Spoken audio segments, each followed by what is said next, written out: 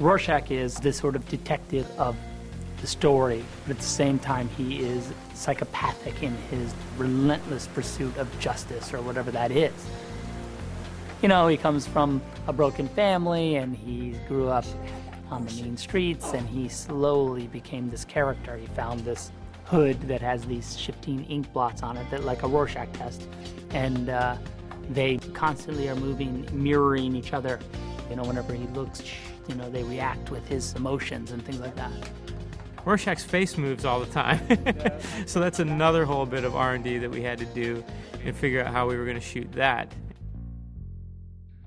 We've had a couple of fittings with Jackie O'Haley, who brings this great silhouette to the character. He's compact and he's mean. He's like this kind of little crazy terrier. We've come up with this special fabric for his mask. We've done a lycra, which we've screen printed with a photographic version of like a canvas sort of texture. And then we've also put a three-dimensional texture on the top of that. So you end up with this great texture that the camera loves. Performing with a sock on my head is what I always say, but the eye holes are very, very large, so you can read the eyebrows and the expression in the eyes.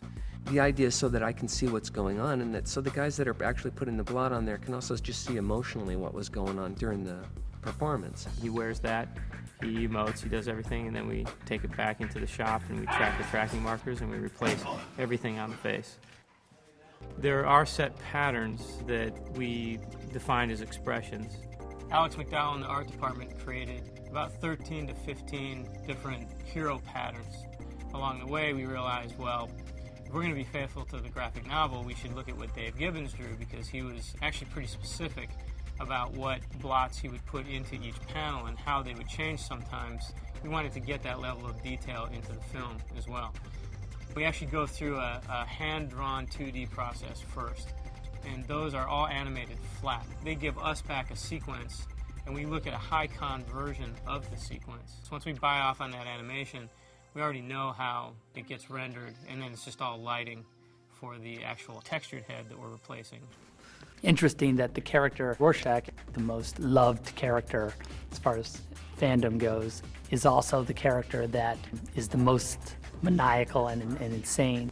He's noirish and he voices the movie, but he also is sort of the narrator of the film at the same time. He's constantly commenting on society and on the other characters in the movie and the mystery that's unfolding, and he's the one that kind of drives us through that mystery.